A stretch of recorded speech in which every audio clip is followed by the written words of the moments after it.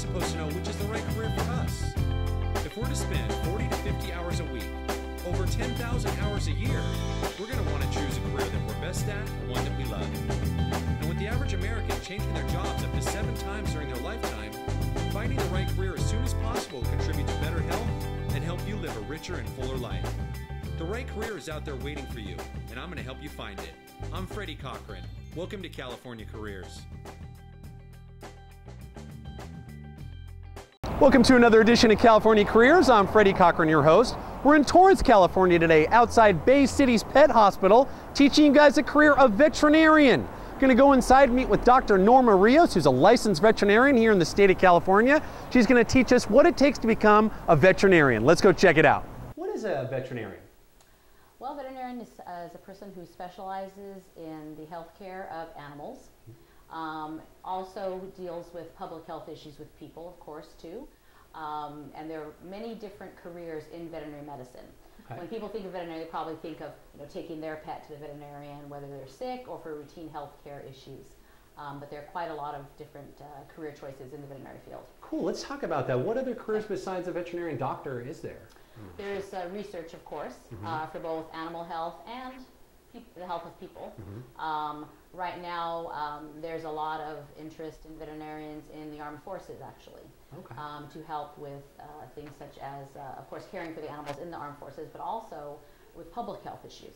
And in today's world of potential threats, health threats, veterinarians are very important in that, in research and educating people. Is there like an assistant to the veterinarian? I see that the women up here, the receptionist, and touch on the players under this roof for us. So, of course, the receptionist, front office staff, extremely important.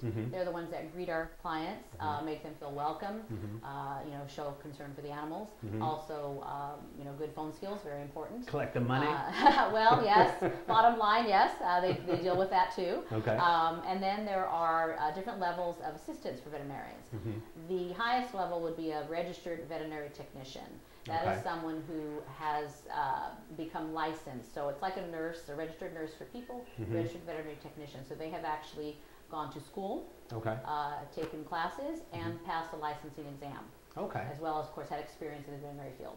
Good deal. Do you guys actually work on just domesticated animals, or do you work on wild animals too? Or? There are veterinarians who do that, yes. Here at my practice, we just do dogs and cats. We have had veterinarians over the years that have worked on what are called exotics, birds, reptiles, pocket pets, bunnies, hamsters, things like that.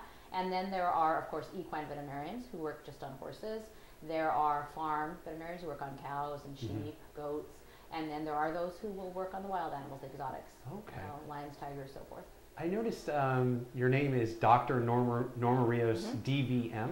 What does that stand for, DVM? Doctor of Veterinary Medicine. So every veterinary school in the country gives out a DVM, except for Pennsylvania. They give a VMD. They're is that right? Yeah. But same thing? Latin, yeah. Now, with the DVM license, that gives you the permission to work on wild animals as well as domesticated animals? Yes, you could work on any animal species. However, unless you have the experience working with them, you would not probably be the best person to handle that. When you go through school, you work on all species of animals in your first years. But then in your last year at veterinary school, you focus on what is going to be your career path. Let's talk about schooling for a moment. What education do we need to become a veterinarian? Well, it requires about 8 years of schooling. Your undergraduate degree first, so 4 to 5 years of college. You can apply without getting your bachelor's degree, say if you have finished the requirements that veterinary school, different schools have different requirements, and then it is 4 years of veterinary school. So it's about a total of between 7 and 8 years. Wow. So we need a bachelor's degree. Degree. Can that be in anything? A Bachelor of Arts, Bachelor of Science? Yes, it can be in anything. Most people it will be in one of the sciences. Myself was biology. So it usually is in one of the sciences, although it can be in liberal arts or anything like that, as long as you have taken the required courses to get into veterinary school, which is a lot of sciences. Once we get our bachelor's degree, Yes. do we need to take like an entrance exam or some kind to get into veterinary school? Yes, different schools, each veterinary school in the country has different requirements. I went to UC Davis, and at that time you had to take what is called the GRE, the Graduate Record Examination. Okay. I had to take it in both general, which is math and English, and then also in biology. Okay. So each school has different requirements. Is that where you got your undergrad too, or? No, I got my undergraduate at Loyola Marymount. Okay. Wow. Okay. Very cool. So we take the GRE. Right. We apply to veterinarian school. Once we get accepted, the veterinarian school itself, how long is that program? That's 4 years. That is 4 years. So we need 8 years. Straight years, yes. Wow. 4 very busy. Were they grueling? Very difficult. Yes, grueling. Academically, difficult, but also very rewarding and very exciting because you are doing what you've always dreamed of doing, and you are there, working towards that accomplishment. For me, I always wanted to be a veterinarian. So when I was there, sometimes I actually had to say, "Wow, I'm actually really here," and I'm doing what I have dreamed of. Wow, very cool. Are they teaching you guys exclusively about animals, or do you actually learn about the human body too? You learn some degree about human, yes, the human body also, and human physiology and so forth. And there are certain diseases that are called zoonotic diseases, which are diseases that can be passed from animals to people, and so we have to learn about those too. But primarily, your anatomy classes and so forth will be on the animals. Okay, good deal. Can you take us through a typical day as a veterinarian? Sure. Generally very busy. You can see a wide range of cases that come in to see you, from the routine such as vaccinations, deworming, a lot of spays and neuters. We see a lot in Southern California here. We see a lot of skin and ear issues because we have a lot of allergies. So every day you'll see a lot of that. You can also run the gamut to animals that are very ill.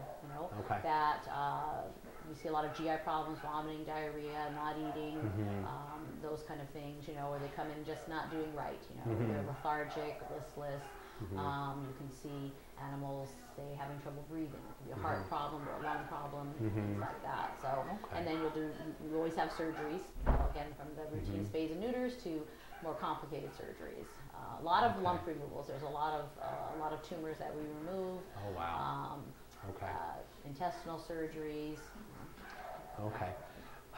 As taken through a typical day, do animals generally have to, or should they see a veterinarian on the regular basis, like a human being? About once a year would be good. Okay. You want them to come in for their routine vaccinations, of course, and a health check once a year is always good. As they get older, you may want to do things such as blood work or x-rays just to check their overall health. Of course, you bring them in anytime they seem to be sick, such as something not eating, vomiting, diarrhea, or the opposite, suddenly drinking a lot of water, urinating a lot, being very hungry all the time. All those things can point you in a certain direction of what might be happening. You mentioned a vaccination. What is that? What is a vaccination? Vaccination is to protect them against different contagious diseases. Okay. And both dogs and cats have different ones. Of course, everybody's probably heard of rabies. So, dogs are required to have that in California. And then there are different diseases that each species can have that we provide the vaccinations for. Okay. Okay. Like people getting the flu shot or other shots like that. Sure. Dogs need those too. So required by law. So in the state of California, we all need dogs. to have. Okay, let's touch on that. What law is that, and why? Well, all dogs have to have all dogs over the age of 4 months are required to have a rabies vaccine. Okay. And that is because rabies is potentially contagious to people. Okay. Now, having said that, in Southern California, we have not seen a case of rabies in a domestic animal in many, many, many, many years. Okay, that's good. But interesting for people to know that the reservoir for rabies in Southern California are bats. So if you ever see a bat around, laying on the ground or flying, do not touch it. Okay. Call your public health department. Don't touch the bat. Yeah, Okay. not raccoons or squirrels or possums or those so much. They can, but we just don't see it here. So. Okay, I'm curious. How would law enforcement go about enforcing such a rule? I mean, well, you're supposed to get your animal licensed. Okay. So we do the vaccines, we provide you with the paperwork, and then you take care of the licensing through either your city or the county. Okay. And obviously, it's not easy to enforce because they don't know everybody that has a pet. So. Okay. So typical days are checkups, vaccinations, maybe surgeries. Always surgeries. That we have surgeries every day. And just dealing with animals that are either come in for just health care or that are sick. Okay. Let's touch on a surgery. What type of a surgery would a dog need? Well, spays and neuters, of course, Okay. you know, to control the pet overpopulation, Sure. and they're healthier for your animals. Again, we see a lot of things such as tumor removal. We do a lot of those. Let's see, yesterday we had a dog that had what's called a hematoma in the ear, and because the ear becomes filled with blood, then you have to do surgery on that. We also had an ultrasound yesterday, so that's another diagnostic tool we use quite a bit. We can have things such as exploratory surgery. We have dogs that have blockages that have eaten something they shouldn't, and you have to go and remove it. Bladder stones, that's another common surgery we see, so we do that quite a bit. There's a lot of different things. I noticed in the back you guys have different dogs in almost like types of a jail type of a cell for a pet. Now, do you guys provide boarding services here? Yes, you do. We do a lot of boarding actually, especially in the summertime and over the holidays. We are primarily a hospital setting, but for our clients, we do a lot of boarding for them, yes. Okay, is that typical that a veterinarian would offer those types of services? Not every place has boarding, no. We are a fairly large hospital as far as the amount of boarding we can do. You know, we have 30 runs and 3 wards, so we have a lot of space for boarding. What's a run? 30. A run is what you saw back there, so it's a large space, about the length of this room, about half the width. So the larger dogs will go in there so that they have plenty of room, to be in. I know up north, my mother has a couple of Akitas, and in Pleasanton, at the Veterinarian Center, they have breeding services, they have grooming services, they have boarding services. You know, so it's a whole gamut of different. Right. Different places. Like we do bathing. We don't do any specifically grooming, like clipping or anything like that. But there are veterinarians that do provide that. They have a groomer on staff, and they will do that. Okay. Let's talk about getting started in this career. Once I graduate from veterinarian school, you know what, let's back up for a minute. Let's talk about the exam. Yes. I forgot to ask you, the exam, once I graduate from veterinarian school, let's talk about the licensing requirements. So you take your exams while you're in school, in your senior year, towards the end of your senior year. That's cool. When I graduated, which was many years ago, we had to take 3 exams. You have to take the national boards, which is an 8-hour test. Very difficult, very grueling. Then we had to also take the California state boards. At that time, we had to take what's called a clinical competency test also. So we actually had to take 3 tests. Wow. You can take them, at different times, obviously, but we had to take the national boards first. At that time, we had to wait to see if we passed. Now, of course, with computers, they can tell pretty quickly whether they passed. And then, but everyone in the country at every school has to take their national and their state boards. And then, other states may have different requirements. So you actually take the test before you graduate? Yes, you take it in your senior year. Wow, that's really cool. Because you won't receive your degree unless you've passed those tests. Oh, wow, that's awesome. Yeah. Okay. Unless you don't pass. Right. And then you have to take them again. Right. Luckily, I did not have to. Right on. When you graduate, you could say, I never have to take another test in my life. Right. Oh, right. That's very cool. Okay. Okay, so let's say we graduated from veterinarian school. How do we get a job? What do you recommend? Different, when you're in school, there's many hospitals that will send something up to the school saying they're looking for, a new graduate, they're looking to hire someone. And so they'll have some services at the school that can kind of point you in different directions. Myself, when I graduated, I sent out letters with my resume I'm from this area, so I moved back down here, and I just sent them out to all the local veterinarians. Everything was available, and luckily, was able to get hired on here at Bay Cities. So I guess you could pound the pavement, make some phone calls? Make phone calls, word of mouth. There are various veterinary magazines, and hospitals will advertise in there. Also in the back of those. What magazines are there? Well, there's our journals, that are medical magazines that we read, and they'll have advertisements in the back. Oh, very cool. You're a partner here at this firm. Can I get a job as like an internship or something? There are internships. We don't have internships. Internships are usually generally offered either at a university or at a specialty practice. But there are internships. Dr. Peters, one of my associates here, did do an internship. So those are generally offered at a specialty practice where they have veterinary specialists there. And by that, they have surgeons, internists, cardiologists, and so forth. And so they do a year internship. After that, you can either decide to go into private practice or there are also then residencies if you want to go on and be boarded in a specialty. Would you recommend coming to work for somebody like yourself before actually opening up your own shingle? as a veterinarian Yes. to learn, right? Okay. Yes. It's very important, I think, and very beneficial to have sort of like a little mentoring program to work at a practice where there are other veterinarians who have been in practice for a while, who can, you know, teach you, because much of it is on the job learning. You know, you're in school, you learn obviously many different things, and you see certain things, but it is a, you know, it's a university setting, so you tend to see the more complicated cases or involved cases. A lot of the everyday things you don't actually see till you get into general practice. And so I think it's good to work at a practice where there are other veterinarians there who can kind of guide you. If you're lucky enough, like I was here, you have someone, you know, veterans who are very patient with you and teach you a lot, and you just feel very comfortable asking them questions. That's very important. That you ask a lot of have questions. That. Yeah. Now, is the new guy, is he expected to work, you know, 24 hours a day? Because you guys are open 24 hours, right? No, we're not. You're not? Open. We're open 7 days a week, but we are not a 24-hour facility. Oh, wow. Right. We're open from 7 to 6, Monday through Friday, and then the weekends shorter hours. So no, all of our associates have the same number of hours. Even a new person coming on board will work the same number of hours. They wouldn't be expected to work more. Are so it's pretty fair. Are there veterinarians that are 24 hours in case there's an emergency in the middle of the night? Yes, there is an emergency. And when I started working, we did take emergency calls till 10 o'clock at night. But we actually have, you know, very good emergency clinics in the area. So, like if you were to call our office after hours, you would get a recording, and we would refer you to our local emergency clinic.